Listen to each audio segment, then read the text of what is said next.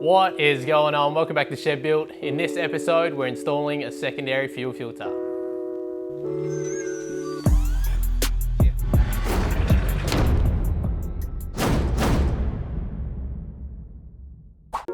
Now I know this is definitely not the episode you want to see. You'd rather see the coil conversion, and believe me, I'd rather be working on the coil conversion. But as I said in the first episode, it is a massive, massive job. I've been back and forth with heaps of different engineers, and every one of them's got something different to say.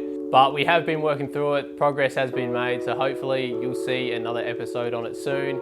But until then, sit back, relax, and enjoy the episode in this fuel filter. It's probably one of the simplest, cheapest, and most effective mods that you can do, and protects our investments and the engines.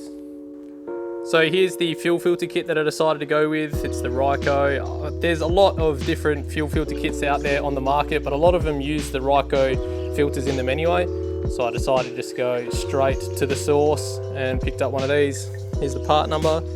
They're super affordable. You can find them locally as well. I got this from my super cheap auto. First thing we'll do though is we'll unbox it and then we'll assemble the fuel filter.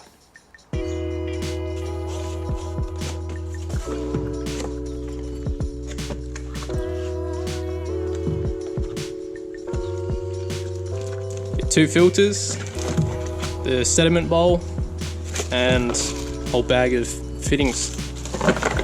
The hat itself, I believe that's a bleeder screw. I was having looked at it before, it looks like a bleeder screw anyway. But we'll assemble the hat onto the filter, remove this bottom bung here, and then put the bung on the sediment filter.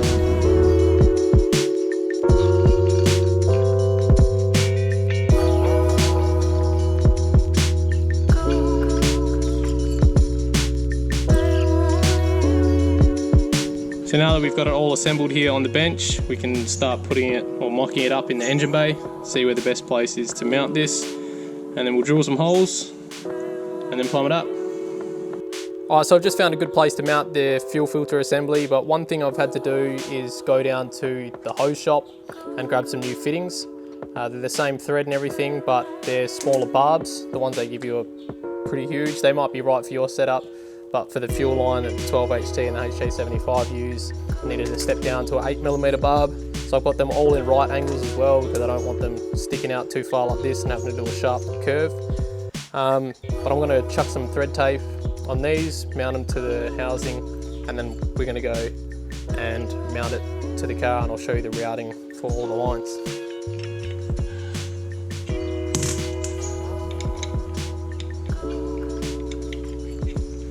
Wow, of course.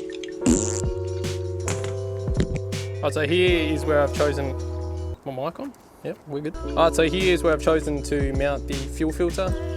You can see my feed lines, they're all here. So that's coming from the tank, goes into the pump assembly, and this one here is a return line. So the 12HT uses a return system, where the 12HT was just a deadhead, so I've just tapped it into the feed line. But I'm going to remove that, and luckily the RYCO fuel filter has two inlets, so I'm going to run one back into the filter.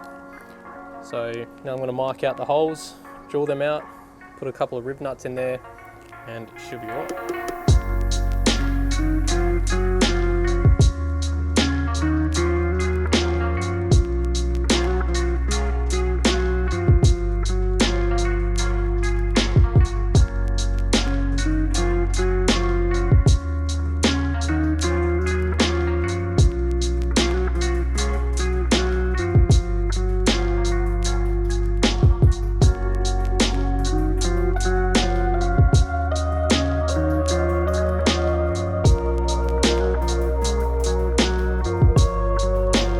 Alright, so now we've got it mounted, we're going to start taking a look at the lines. So I'm going to disconnect all of these here.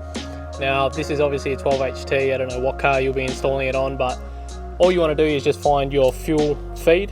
So that's coming from a hard line generally back to your tank. So you find that, remove your current setup, and then all you have to do is just run your feed into the intake port here. You'll see they're all with arrows. So your feed's going to come up into here, and then you find the out arrow, and that's back out, and then back into your engine. So all you're doing is just adding an inline filter. This is a pre-filter before your normal filter. So hopefully this will catch any water and dirt before it gets into your main filter, before it gets into your engine. So it's just an extra cheap insurance. So remove your lines, plumb it in line, and then you're sweet, ready to go. You might get a better idea what it should look like when I'm finished up.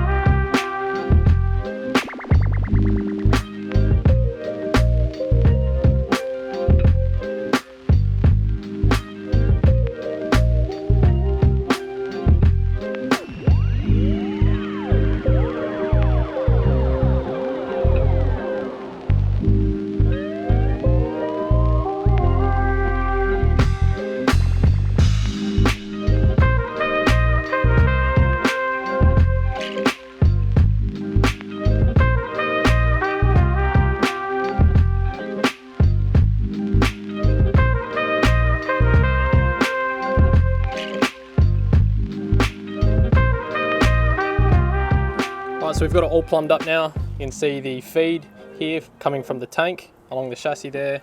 That comes up into the arrow on the housing, and then return back to the engine on the out arrow that runs down along here into the back of the injector pump.